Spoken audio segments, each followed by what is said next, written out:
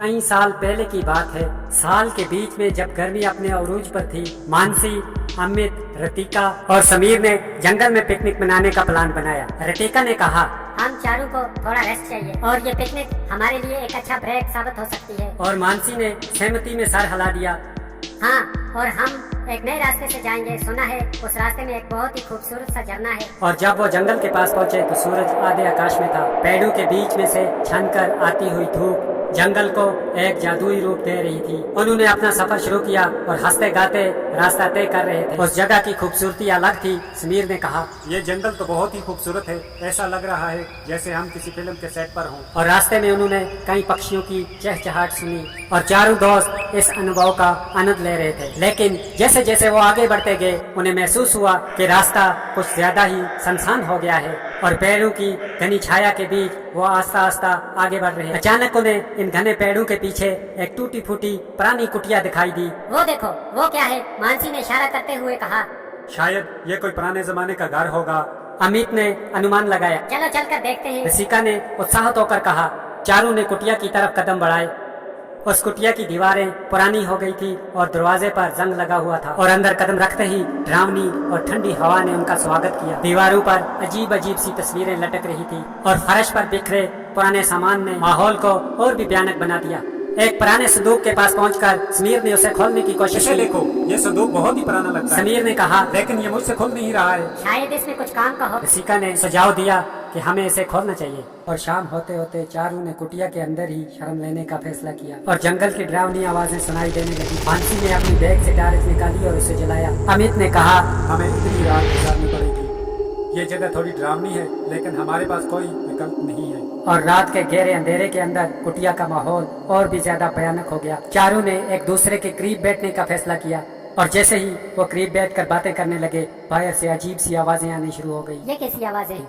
रसिका ने घबराते हुए कहा। शायद जानवर होंगे। अमित ने कहा, लेकिन उसकी आवाज में भी डर महसूस हो रहा था। और रात के बीच में अचानक मानसी की आंख खुली। उसने देखा कि अमित जाग रहा था और दरवाजे की तरफ देख रहा था।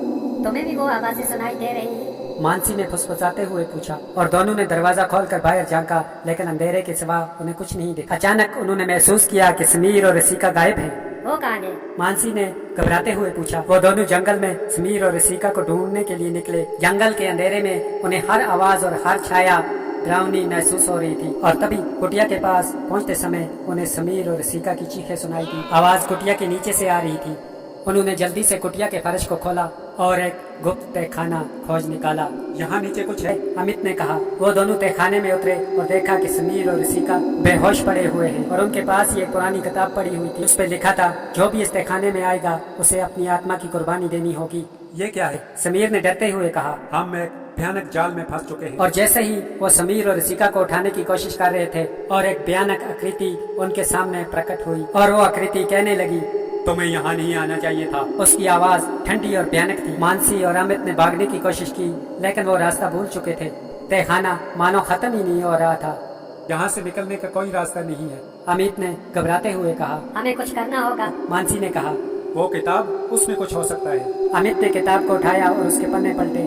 जैसे ही उसने आखिरी पन्ना खोला, एक जोरदार चीख के साथ पूरा तहखाना हिल गया। अचानक वो सब बेहोश हो गए। सुबह जब इनकी आंख खुली तो वो जंगल के किनारे पर पड़े हुए थे। ना कुटिया थी और ना वो तहखाना।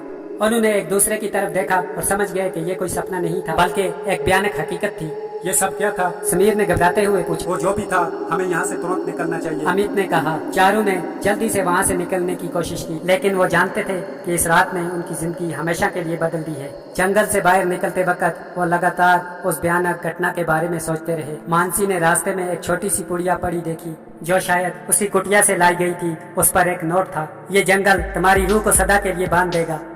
हमें कभी भी इस जंगल की तरफ नहीं जाना चाहिए। रसिका ने कहा। ये जगह अब हमारे लिए नहीं है। अमित ने सहमति में सर हिलाते हुए कहा। जंगल से निकलकर उन्होंने सीधा अपने शहर की तरफ रुख किया। उनकी जिंदगी में वो भयानक रात हमेशा के लिए एक काले साए की तरह रह गई। वो जानते थे कि उन्होंने एक ऐसी सच्चाई का सामना किया था जो शायद ही कोई समझ पाए। समय के साथ ही उन्होंने उस घटना को भूलने की कोशिश की, लेकिन उनके दिलों में हमेशा उस डरावनी रात की यादें बनी रही। तो दोस्तों, अगर आपको ये वीडियो पसंद आई हो तो प्लीज लाइक और सब्सक्राइब कर